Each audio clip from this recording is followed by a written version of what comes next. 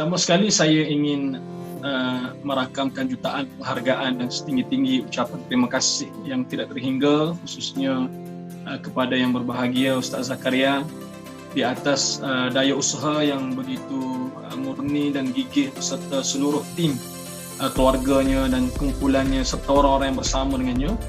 Kerana pertama sekali saya melihat kaedah ini ada tiga kelebihan. Iaitu yang pertama, kaedah ini memberi sinar harapan kepada orang-orang yang sudah pun rasa putus asa. Maksud saya, mereka sudah berusia, sudah dewasa. Aku ni kalau nak belajar pun susah dah, nak start balik pun susah dah.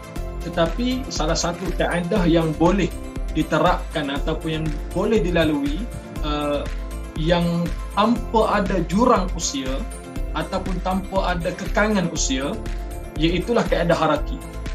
Kerana macam tadi Puan sebut, iaitu kaedah yang bergerak, yang memerlukan kita ada fizikal responnya, yang mana menyebabkan kita rasa sebenarnya pembelajaran Quran ni sangat mudah, gitu. Memberi sinar harapan walaupun mereka sudah pun di usia emas sebagai contoh, tetapi mereka tetap boleh mempelajari Al-Quran dengan kaedah haraki sebagai memberi sinar harapan bagi mereka. Yang kedua, kaedah ini adalah kaedah yang kalau kita boleh istilahkan sebagai fast track lah, cepat, senang dan mudah. Maksud saya, ia bergantung kepada kemampuan, kelancaran, komitmen orang yang memang benar-benar meletakkan dirinya untuk belajar sungguh-sungguh. Saya yakin dan percaya melalui kaedah ini tidak memerlukan masa yang lama. Cuma untuk lebih dalam ataupun lebih dakik, lebih dalam ataupun lebih orang kata sempurna dari sudut bacaan, dia mesti ada orang kata program susulan ataupun training susulan dan sebagainya, yang saya juga yakin telah pun disusun oleh pihak Araki. Dua. Dan yang ketiga sendiri, secara tidak langsung kaedah seperti ini menarik minat semula ataupun memberi satu gambaran yang baru bahawa pembelajaran Al-Quran ini sebenarnya boleh diterjemahkan dalam bentuk yang pelbagai. Bukan bermaksud kaedah old school yang lama dulu, yang menggunakan Quran hitam putih itu tidak baik dan tidak bagus. Kaedah itu memang sangat sesuai pada waktu itu. Tetapi apabila revolusi masa sudah berlaku, maka wa'imma di Saudi sekalipun mereka sudah ada Al-Quran yang dalam bentuk tajwid berwarna, yang jenis warna-warni, colourful, ataupun yang ada penambahan inovasi info-info dari sudut wakaf dan ibtidaknya, ada terjemahan ringkasnya, ada penjelasan hadis, kemudian ada ayat-ayat tafsir pilihan dan sebagainya. Jadi banyak inovasi seperti ini bukan hanya memberi orang kata minat dalam mempelajari Al-Quran ataupun orang kata merangsang sesuatu yang baru, tetapi secara tidak langsung kita belajar Al-Quran, di dalamnya ada pendekatan yang baru, kemudian di samping ilmu-ilmu yang baru.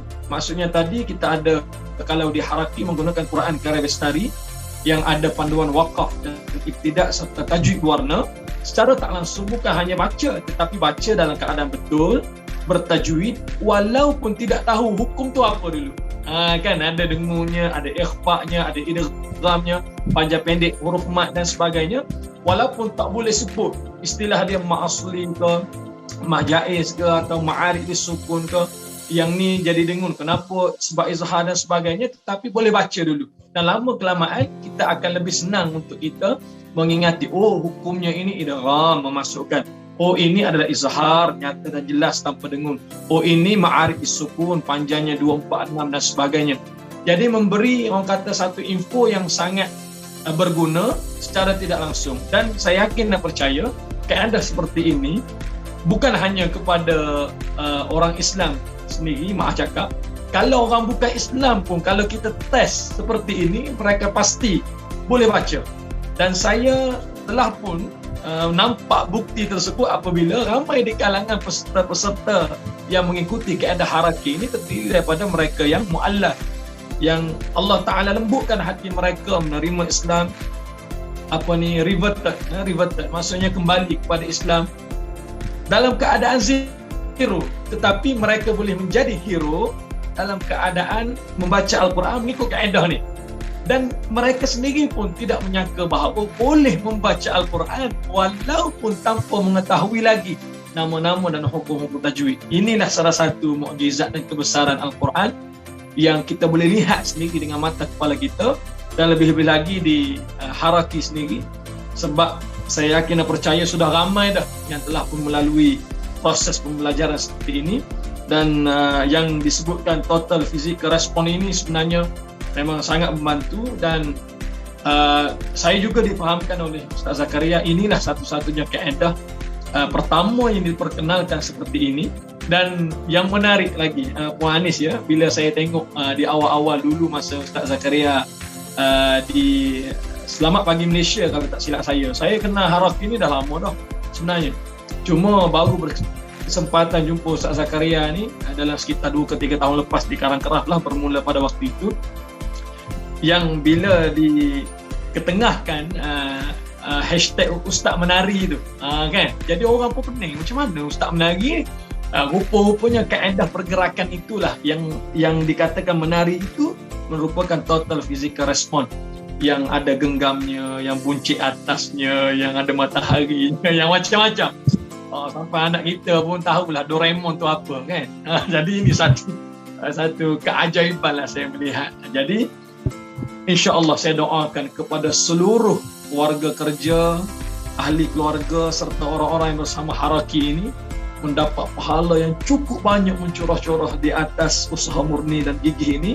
Dan mudah-mudahan kita doakan juga istiqamah kepada mereka untuk mempersembahkan Quran kepada masyarakat, dan seterusnya menjadikan orang-orang yang buta Al-Quran sebagai orang-orang yang mahir, insya-Allah. Itu adalah positif, dan saya yakin 100% kerana tidak ada ruginya bagi mereka yang mendekati Al-Quran dan seterusnya menjadikan Quran sebagai teman hidup dalam setiap apa jua yang mereka lakukan, insya-Allah.